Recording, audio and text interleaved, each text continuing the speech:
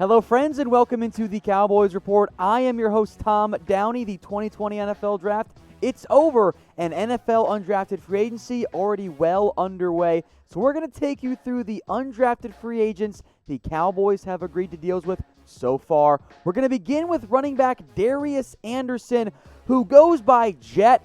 Don't call him Jet. He ain't fast enough to have earned the nickname Jet.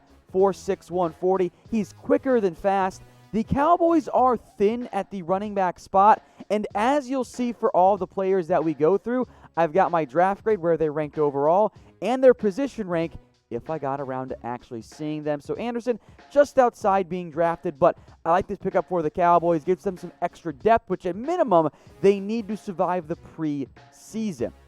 Next up, another running back, Rico Dowdle out of South Carolina. Split time this past year with Tavian Feaster. He can catch the ball, and I like that in the modern day back. There were some fumbling issues for Dowdle. He's never really been a workhorse back, and that's been, I guess maybe made lessened by the fact that he has a history of injury problems, a knee in 2019, a groin and ankle in 2018, a leg in 2017. A couple of those needed season-ending surgery, plus missed 4 games in his freshman year due to hernia surgery and a tweaked groin, so he's always been a little bit banged up, but he could be a rotation piece maybe in the NFL. He checked in at 301 overall for me. He was my number 30 running back in the NFL draft, but as I'm sure you've seen, Darius Anderson wasn't the only TCU running back that the Cowboys picked up this year as a UDFA. They quickly agreed to a deal with Sewo Olonilua, the running back, but I think he's going to be a fullback in the NFL. I actually had the highest grade of him out of any of these 3 guys, not because he's going to be a superstar back, but I think there is special teams value to be had here.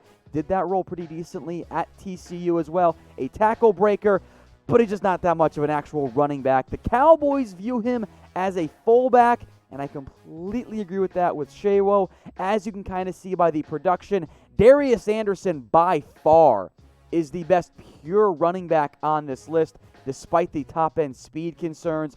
If the Cowboys want to go with 3 true running backs, as things sit right now on the roster, I think Darius Anderson has a shot there. Now, they went with 2 last season, and I could see them doing that again this year. They kept Jordan Chun on the practice squad. One of these guys, I think between maybe Jordan Chun if they keep him around again, Darius Anderson, Rico Dowdle as well, and then Sewo Olonilua, who could maybe be a fullback down the replacement for Jameis Olawale. Keep that in mind. I think one of those guys ends up sticking around as at least a practice squad option for the Dallas Cowboys.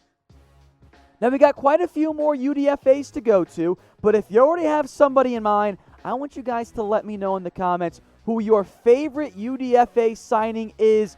Who is this year's John V. Johnson for you guys that you end up falling in love with? I will make this the pinned comment on the video, so if you get the ad break here on YouTube, scroll on down and let me know.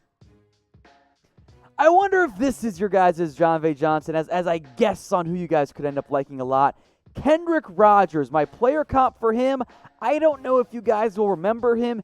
Aaron Dobson, the Marshall receiver who went way too early to the New England Patriots. His highlight reel is awesome. He's made some unbelievable grabs, these contested catches that are absolutely crazy, and he's got great hands too. 3.3% drop rate, that's pretty darn impressive.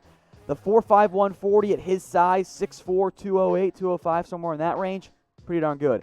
The issue is, well, he never produced. Now, A&M's quarterback was not good. Kellen Mond is not accurate, but he had to make all these circus catches because he didn't get open very well. Only 2 career games with more than 60-plus yards, one against FCS Lamar. The other was that awesome game against Clemson. All right, next up, another receiver here is Stephen Guidry out of Mississippi State. Another size speed prospect, 6'3", 4.47, pretty intriguing. But he's very raw. I didn't get around to watching him very much. I did do some research on him. That's why I know what his size and speed was. The production also wasn't very good. All right, Aaron Parker was one of the players that I actually researched on Friday night of the draft because I wanted to get to him. I just didn't have time to really dive into a full-fledged study of him. Really good production at Rhode Island. Good route runner. The speed, athletics really aren't great. A 4.57 40. not ideal. He could maybe be a bigger slot receiver, though, in the NFL. And compared to Rogers and Guidry, I mean, look at the production, right? Over 1,000 yards. Rogers and the Mississippi State kid are both upside developmental bets. And I like going that route in undrafted free agency for the Cowboys because only 3 spots on this roster at wide receiver are locked in.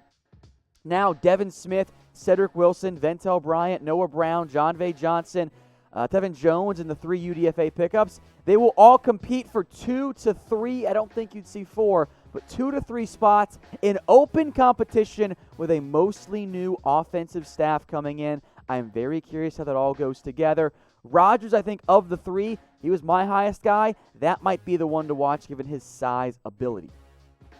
Now, if you want nonstop coverage on America's team, that's the Dallas Cowboys, just so we're clear, I want you guys to hit the big red button and subscribe today. We're not going anywhere, even though the draft is over and entering a bit of a lull. We're going to, or lull, I should say. We're going to continue to pump out videos for you guys, give you something to watch as we wait for the world to return to normal. So if you want the best Cowboys coverage out there, I want you guys to hit that big red button and subscribe.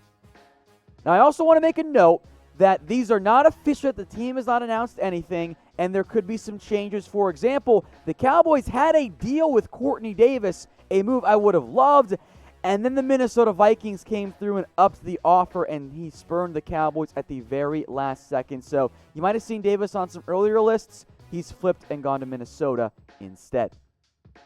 We'll stick on offense here because we're going by position. Sean McCune, the tight end out of Michigan, he's a good blocker, played inline for the Wolverines. He doesn't bring you much in the passing game. If you're looking for a backup tight end, he could end up becoming that. I need more out of my tight ends to give them much of a higher grade than what I did. 262 overall, number 15 tight end. I think that he should be able to add a little bit more weight to his frame and end up being a decent blocker, but those guys are easier to find, for example, in a UDFA. All right, a different, very style of tight end is next up here for the Dallas Cowboys. This is out of Portland State, very small. Charlie, and this is a tricky name to pronounce. If you want to call him Charlie T, that's totally fine. Charlie Taumoepeau is how you pronounce that one, I believe. Sorry if I got it wrong there, Charlie. Portland State, he was almost a big slot for him, or for that program, I should say. But he did produce against top-end competition. Nevada, 3 catches, 130 yards, 2 scores. Oregon, 5 for 125 and 2. Arkansas, 4 for 561 and a score. That's over the past 2 years, so the touchdowns kind of regressed a little bit in this past year. I'm intrigued by him as an athlete in terms of a more move tight end. Not a great athlete, just a bit above average. Undersized, too. So if I could, take Sean McCune's size and put it in for Charlie Taumoepeau, I'd be really intrigued by that, but I don't think that's how it works at all. But the Cowboys are looking for more tight end depth. Blake Jarwin is clearly the tight end 1. Tight end 2 and 3, you got 5 guys competing for that role. I think Dalton Schultz and Blake Bell are the front runners there, but we'll see what ends up happening in terms of that in a training camp battle. Now, if you want the CD Lamb jersey that is available to pre-order now, go to chatsports.com/Cowboys1. That is chatsports.com/Cowboys1 to get that CD Lamb jersey today. Still available to pre-order. His number not yet decided officially. Once, of course, that is picked, they'll update the jersey and ship it out to you. And I'll put that link in the comments and the description as well. Offensive line time, Terrence Steele, who, if you're building a tackle in a lab, it kind of looks like him. He's basically 6'6", 312, super long arms, a good athlete as well, barely ran above a 5-second 40-yard dash, really good for him. But as a pure offensive tackle, it's pretty darn raw there. He needs some development. He needs some time. I thought he might end up getting drafted. I had him 245 overall. I like the move here by the Dallas Cowboys. He's played left tackle, right tackle, and left guard. Was mostly a right tackle at Texas Tech, so I'll slot him on that side for the time being. Maybe he's a developmental practice squad guy. I don't think he'd make the roster, but if he takes a big step forward this offseason, maybe he can end up being a piece for you down the road. Now, I want you guys to predict the Cowboys' record in 2020 before we move to the defensive undrafted free agent signings. So let me know what you guys think in the comments section. I'm going to continue to keep it at around 10-win expectation for me personally, but I'm feeling pretty darn good coming off of that awesome NFL draft. To defense, Garrett Marino out of UAB, who is older than what you want. He's going to turn 26 as a rookie after going to Montana State out of the FCS, then, Arizona State, and then left at academics. Montana State, didn't along with the coaching staff. Orange Coast College, JUCO route, then over to UAB. He was 22 years old before he even showed up and played at UAB. He did dominate, though, against them this past year, which is good. However, he's an older player. I think he's a good enough athlete, not elite. He was almost kind of a tweener for me, but I think he's going to slot in as a 3 technique in the NFL. Look, you're in pretty good shape on the defensive line because you got Neville Gallimore, you have Antoine Woods. We'll see if Marino can push for maybe that last defensive line spot. Maybe they end up carrying 5 this year. I don't think they'd carry 6, so Marino might end up being a little bit more of a practice squad candidate with the numbers game right now on the defensive line. Now let's move over to edge, which, speaking of a numbers game, Darius Hamilton first up here, a guy I wanted to get more done on, but I watched him in terms of researching, which I didn't watch him at all. I just researched him, my bad. Productive at North Texas, did not test well at the NFL Combine. Cowboys got a lot of bodies, including Rondell Carter, who was one of my top guys that I wanted to watch, but I didn't have a whole lot of time there, ran out in the end. What intrigues me the most about Carter is, A, the 27 tackles for loss in 2019, which is absolutely bonkers, and on top of that, that they gave him $145K guaranteed. That is a significant amount of money, including a $20,000 signing bonus. One player I was able to get to on the edge, Azur Kamar, who was 271 overall for me, a late 7/7th UDFA grade. Intriguing player at 6'3", 245, with 35-inch arms, which is insane for an edge rusher. And then on top of that, ran a 4.59 40-yard dash. So this is a size in terms of length and speed prospect. Didn't produce that great, though, at Kansas. He's super, super raw. He's almost that edge linebacker hybrid. They did give him some off-ball reps. He's really more athlete right now than he is football player. Really got to build him up significantly. Rondell Carter had the best production there. As a result, despite not really getting to watch him very much, he's the one I'm going to pay attention to at edge among the UDFAs. Now you've got almost a body problem for the Dallas Cowboys because you got 2 guys guaranteed locked in to make your roster right now, DeMarcus Lawrence, and at this point, I think they're going to keep Tyrone Crawford despite having some cap savings if they wanted to cut him. Dorrance Armstrong, Randy Gregory, Alden Smith, Bradley and I, Joe Jackson, Jalen Jelks, and the 3 new UDFAs are all going to compete for several spots. I don't think anybody, even with Gregory and Smith having their suspension issues, that's what the asterisks are there for, I don't think anybody is guaranteed a spot right now on this defensive line. So we'll wait and see how that camp battle goes, but that's going to be wide open. And competition, after all, is good. So I want you guys to reply for me with any free agents, mostly NFL free agents, that you want the Dallas Cowboys to sign. You can mention the UDFA guys you wanted. I'm sure many of you wanted Thaddeus Moss, but don't get your hopes up. He's already agreed to a deal with the Redskins. So let me know of the actual NFL free agents you want the Dallas Cowboys to add. All right, over to linebacker now, as we're actually almost done among the names announced so far.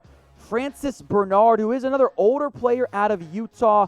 He's actually already married with a kid because, well, the former BYU player, you guys know how that often ends up going, was actually a running back, then moved to linebacker. Didn't test that well, but he's got good instincts, can hold up in coverage. If he was a better athlete, I'd feel better about him. He was actually my highest graded player at the Cowboys, ended up adding 215 overall, my number 18 linebacker. If he can make an impact on special teams, he's got a shot because Sean Lee, Jalen Smith, Leighton Vander Esch, pretty sure Joe Thomas as well, are all guaranteed a roster spot. Those last 2 or so spots at linebacker, that's going to be an open competition. Finally, Luther Kirk at Illinois State, who I also did not get around to grading and watching before the NFL draft. No interceptions this past year, but 5 in 2018. He was not invited to the NFL Combine. I'm a little surprised that as of now, there's only been one safety addition by the Dallas Cowboys to go along with the guys that were under contract: Deontay Thompson, Xavier Woods, Clinton Dixon, Donovan Wilson. I threw Deontay Burton in there at safety because I was already overloaded at the cornerback spot. Watch out for maybe Reggie Robinson being someone that could get some cross-training this preseason. Even though he's a corner out of Tulsa, he might end up being able to play some safety in the NFL. So I want you guys to grade the undrafted free agent class, at least as we know it so far. A, B, C, D, or F. Let me know what you guys think in the comments section. Always tough to do because the whole point of UDFA is that if they hit, they're major surprises because they weren't even drafted. So let me know what you guys think. How are you grading this Cowboys undrafted free agency class? A, B, C, D, or F? Hey Cowboys fans, thanks for watching the Cowboys Report. If you haven't already, click right here to subscribe to our channel for all the best Cowboys coverage on the internet. That's news, rumors, highlights, mailbags, film studies, and a whole lot more. And I'm making your lives a little bit easier as well with the next Cowboys Report video right here.